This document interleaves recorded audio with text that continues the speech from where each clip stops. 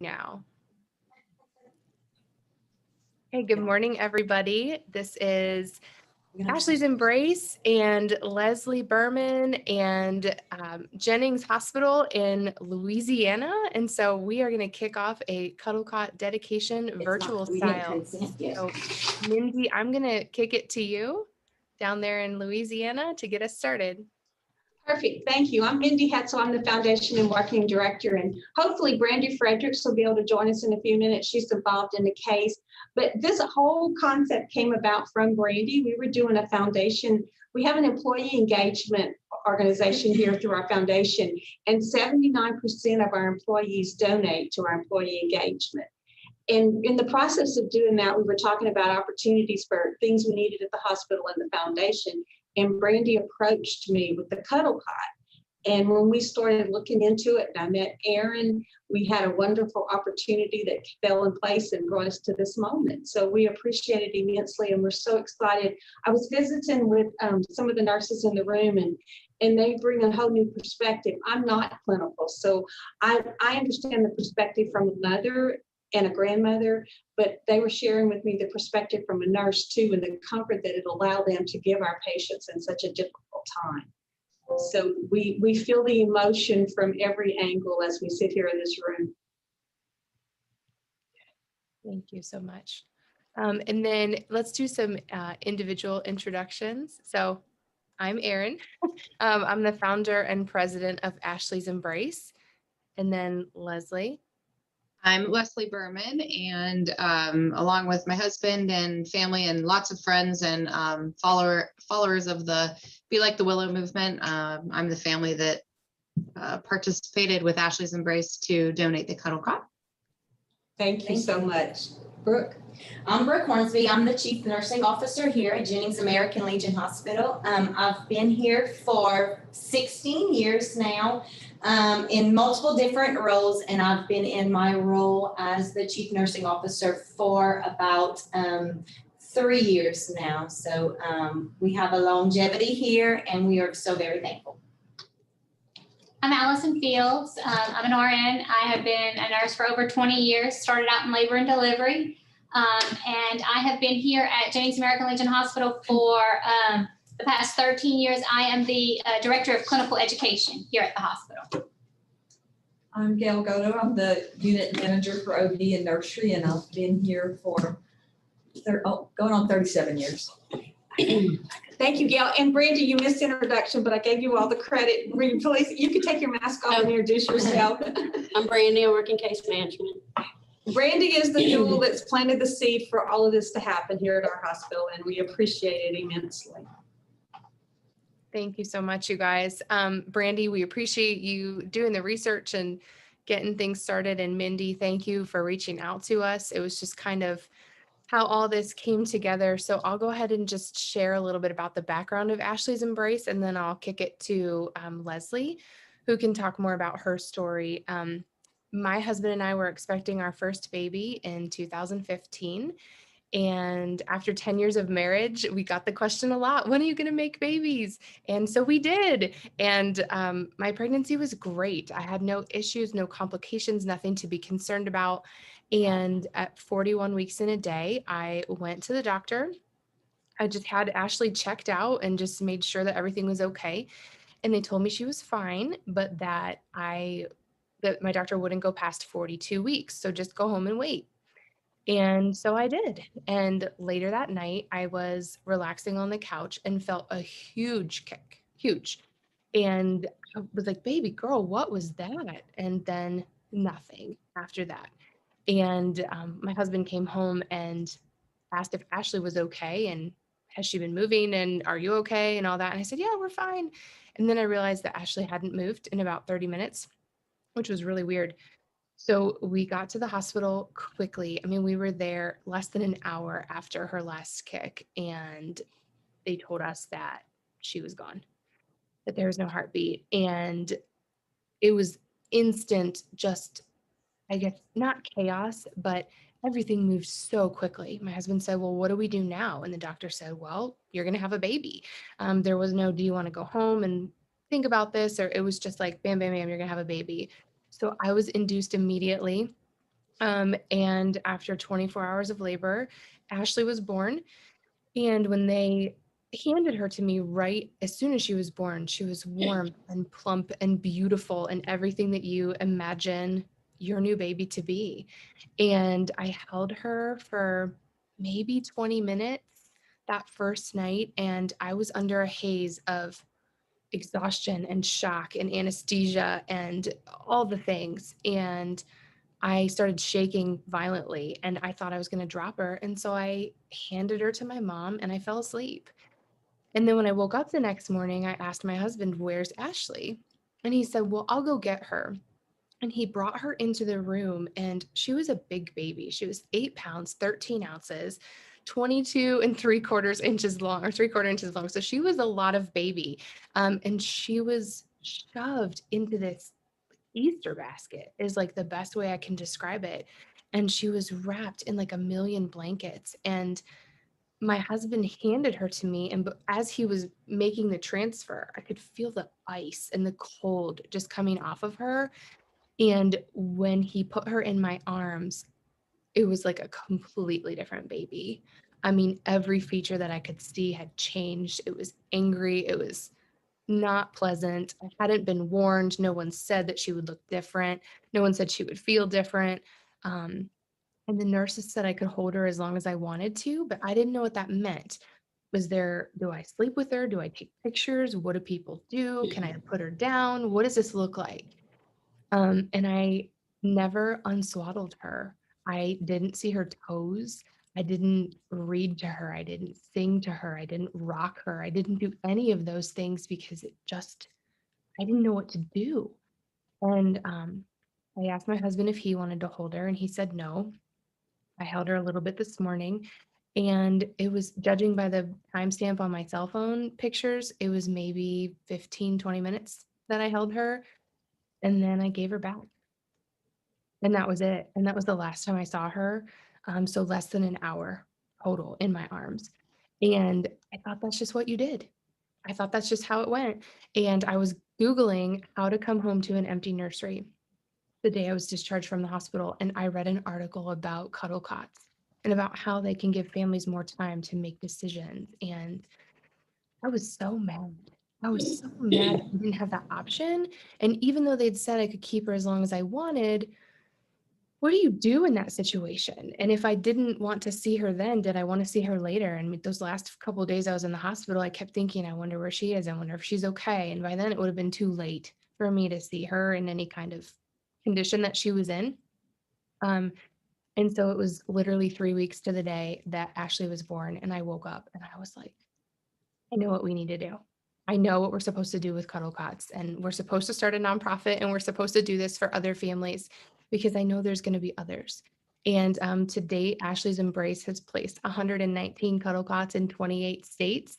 And Louisiana is a new state for us. So we're really excited and honored that you guys are the first.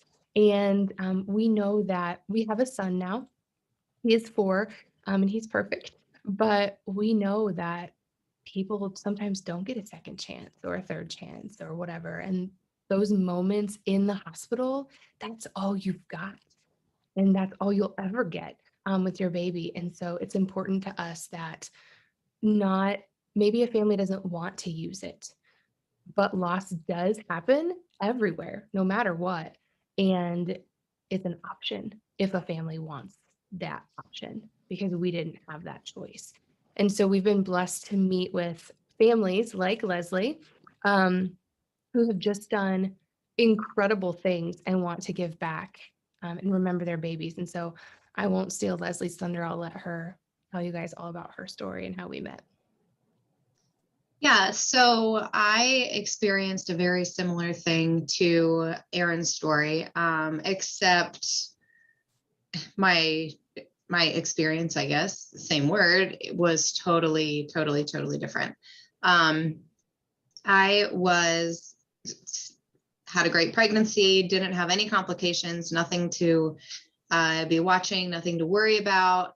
And I had gone in for my last tummy check, and they said, we'll induce you if you don't go by yourself. And a trip to the triage later when I thought that I might be having contractions. They sent me home, and the night that they sent me home, I had a really good night's sleep. I didn't get up in the middle of the night. I woke up the next morning and I felt like super refreshed and ready to tackle the day. And I went to work, and about lunchtime, I started to kind of realize that my stomach felt a little bit like I was maybe having contractions, but I hadn't felt a really big kick like I would every morning right when I wake up or right when I would get in the shower.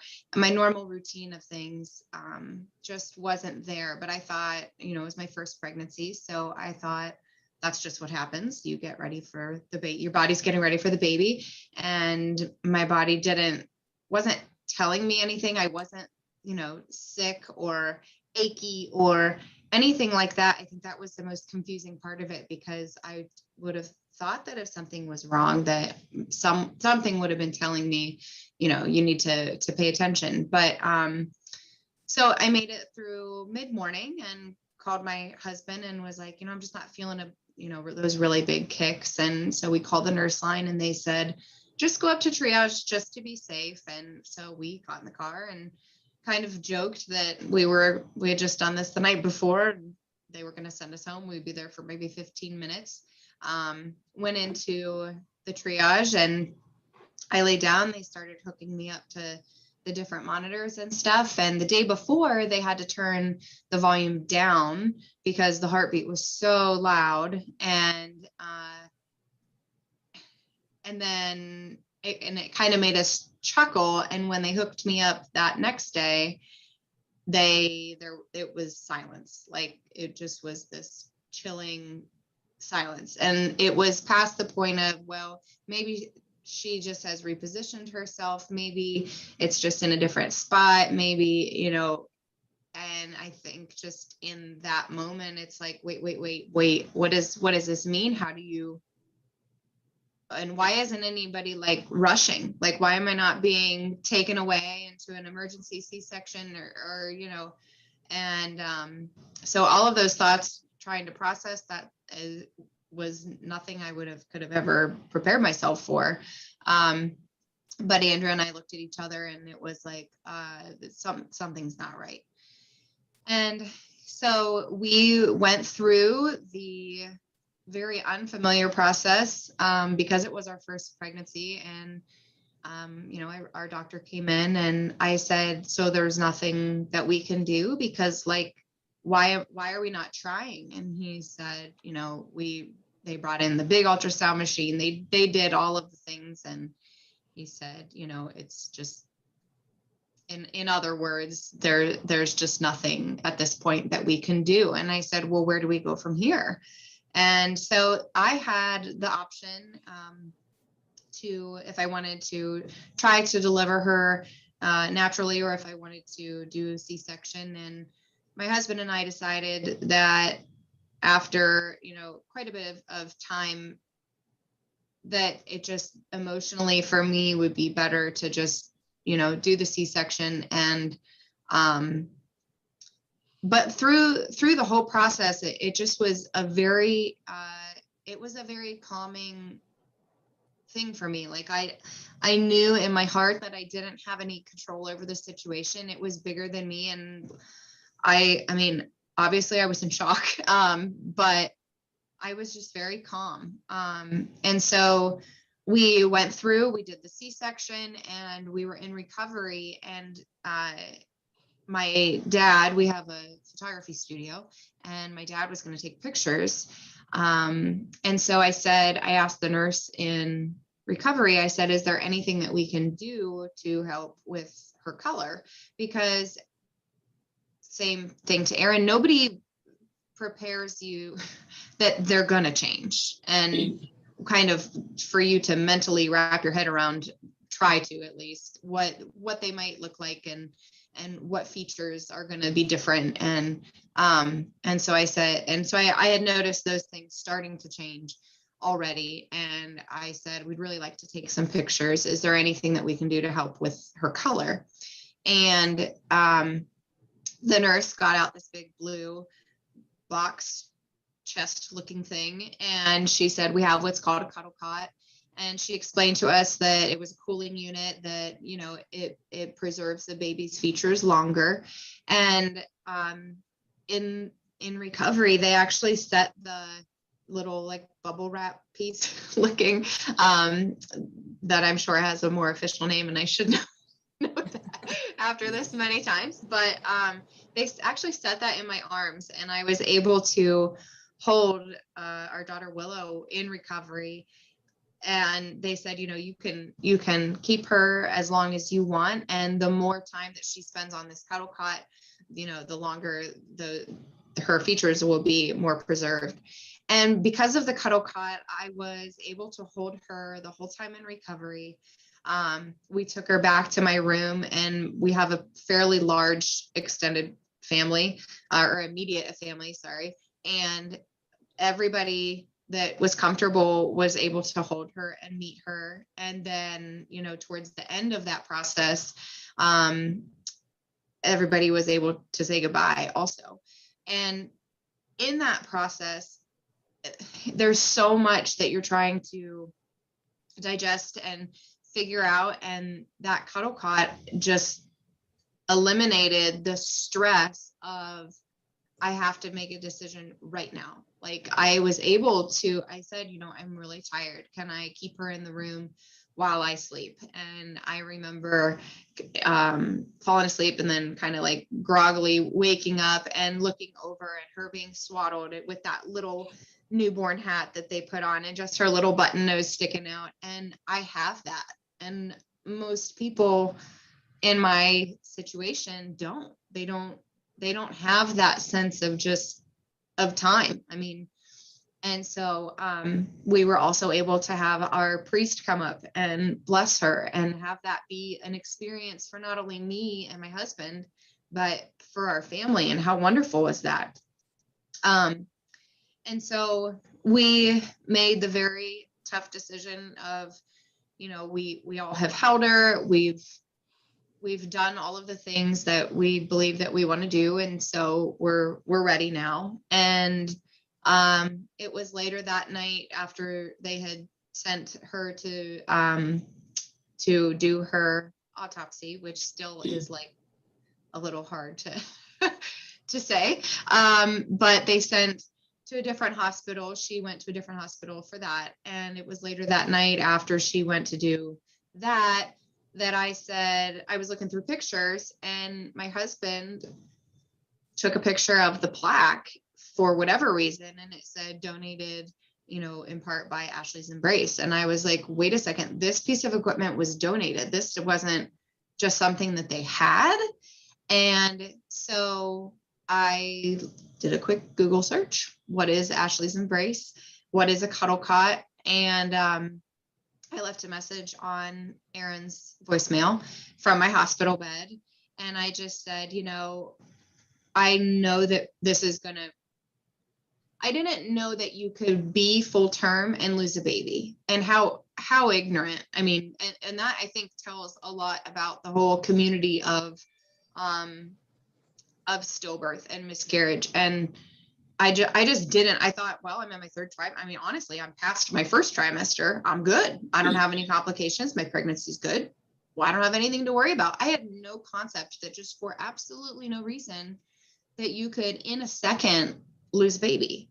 And I knew that kind of the following that we had, that people were going to be really shook. They're unnaturally, people want to help. They don't know how to help. It's a very it's a hard situation for somebody that tries to come up and talk to you about it. They don't know what to say. You don't know what to say in response to them. There are no words. You try to be very careful of, you know, their feelings. And so I said, is there any way, like, how does this work? How is it donated? And can we, in lieu of flowers and things like that, can we raise money to maybe donate one of these, so that way another family can have a similar experience to the experience that we had, should they have to go through this? And so fast forward since then, I had Willow in June 8th of 2017. And it was about September of that same year. And I had, when it's your first, things just go right back into your normal routine very quickly. And so, you go, you recover, and then you go back to work, you wake up at the same time, you just go very back into it's not this shock of having a newborn and being up all night and trying to multitask and do all the things. So about September, I was back into my normal things, but the emotional side of it obviously was still there and coming in waves, and it just like hits you out of nowhere. And I got on social media and I looked and was scrolling, and there was like multiple things right in a row that just were negative, silly things. Like, well, I went to the grocery store and can you believe what happened? And in my head, I was like, can you believe that I lost a baby? Like, and putting it into perspective. And I'm like, you know what? I'm just gonna get off social media. I don't want to read it. I don't want anybody to have pity for me. And if I continue to read this stuff, that's where I'm going to go. I mean, I'm just going to have a big old pity party. And then about a half an hour later, I was like, you know what? No, I'm not going to do that. I'm going to trust in the process and allow myself to grieve properly. And, but just like, wouldn't it be great if we could just see good things? Like, can't somebody just do something nice for somebody else and maybe post about that rather than maybe like at the grocery store in line, rather than saying, this person cut in front of me, maybe I could say, I paid it forward and I bought the person's groceries behind me. And how different of a perspective would that person and all the people reading that post have? And maybe encourage them to do things like that. And so I put a post on my Facebook feed wall, whatever, and just said, I need 30 people. I have an idea, 30 to 60 people. And I said, let me know if you're in. And it was maybe 250 comments later of I'm in. And it was like, whoa, what are you in for? Because I don't even know what you're in for. But this adrenaline kind of started to happen. And I was talking with my mom and I just said, wouldn't it be nice for just a month? Just like if one person picked one nice thing and posted about that. And I bet I could find like 30 people. I mean, just friends and family. I could find 30 people. And so October is Pregnancy and Infant Loss Awareness Month. And how perfect that it was September and we were going into October. And, October has about 30-ish, give or take, days. And so everything just started to kind of align. And I said, I'm going to make a calendar. And I made mailers. And I said, people could sign up by messaging me their address. And I had over 350. I think I had like over 400 mailers of people that wanted to be a part of something. And I went to the post office and I remember going to put it in the little box and looking at my mom and saying, oh my gosh, what if people think that this is stupid? What if nobody does it? And she said, what is it going to hurt? What difference will it make? And the response was insane. It was absolutely insane. They got a little calendar. There were different acts of kindness on every day. Some of them had little green hearts on them. And those days were things that were important to me. So, if we go through forget-me-not baskets, we got a little stuffed elephant and in a bereavement basket. And that was really important to me. So I wanted to collect stuffed elephants to be able to donate to that organization for them to be able to give it in their baskets and not have that cost associated with it. So like on that day, it had a little green heart. One day it was to donate something to the hospital that we delivered it at. But then most days were things that either didn't really cost any money, or it might be go through and for whenever you get your coffee in the morning, pay for the person behind you. We made little cards that were pay it forward cards. And so it just started this ripple effect of people doing good and feeling good about it. And then they would post a picture with the hashtags. And then other people were like, what is this? I want to be a part of this. And so now fast forward, we are going into year 5.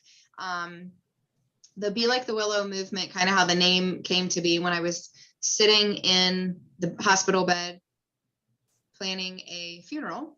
I was like, I want a place for people to be able to express their condolences and, all in one place. So I need to make a Facebook post, which how funny, what does that say about our, our thing today? I need to make a Facebook post about this.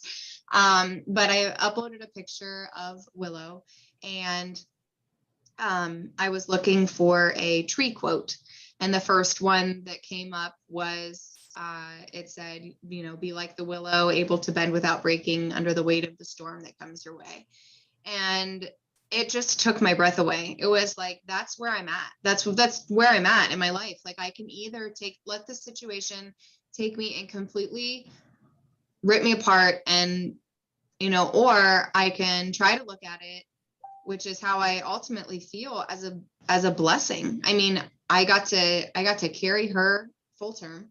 I got to experience all those things as a first time mom, a first kick. And when I would play certain music, she would roll and do all the things. And I got to experience that. I got to honestly experience a loss. I mean, that so many people do, and they don't talk about it. And I got to experience that, and I got to experience it in a way for it to make it feel like it was something that was meant to be in my life, whether it was the outcome that I wanted or not. It was meant to be. And I am supposed to educate others and open that conversation and make it be a little bit less of such a burden on your heart, because everybody around you, that wants to talk to you and stuff, like provide resources to feel like you're not alone. Because I cannot tell you how many people after said, I've experienced something similar, or I have miscarried, or I've really had trouble getting pregnant, and everybody has their own path that they're on, and you don't know until you walk in their shoes, and you can't. You can't. So, what a blessing that Erin's organization provided that experience for me, and my family, and even aunts, uncles, grandparents. I mean, that's something that they can never duplicate. It's just such a blessing. And so in holding hands with Erin over the course of, we'll be going into our 5th year, for the movement. We have raised to date, I believe, 16 CuddleCots. And I think this is which state? Is this our 5th state? I think. Yeah, this is our 5th state that we have placed them in for the Be Like the Willow movement. We are not a charity. We're not like a charitable organization. I'm legitimately a hashtag. So we kind of work as a funnel for organizations like Ash's Embrace, where when we do raise money, it goes directly to that organization. But yeah, it came full circle. Raising more awareness about stillbirth, about pregnancy loss in any degree, and then also paying it forward, giving back, being kind, having a little bit more understanding in your day-to-day life of, there's always someone that has it harder than you. On your worst day, there's always somebody that has it harder, and you have to have a little bit of grace for the people around you. And I think that's the biggest lesson that I've learned going through all of this. And then also to raise money to organizations to be able to provide a different experience. And so especially just having another baby.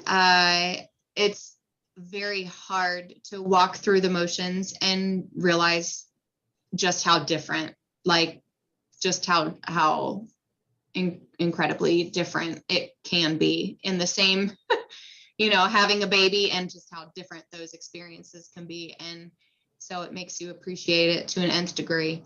How wonderful you guys are and what you do on a day-to-day basis. And God bless you for having that continuous grace for those families. And, you see it firsthand, and, we have seen it from the other end, but that's not something that we see every day. And so, for all the people that don't say thank you, because you guys are part of our story, and a part of a lot of other new parents' stories. And how great have you been to give them a little bit of peace at a time that they really need it. So yes, thank you from everybody who has raised money and kind of partnered in being able to place this. Thank you for accepting it, because we have had some that say no.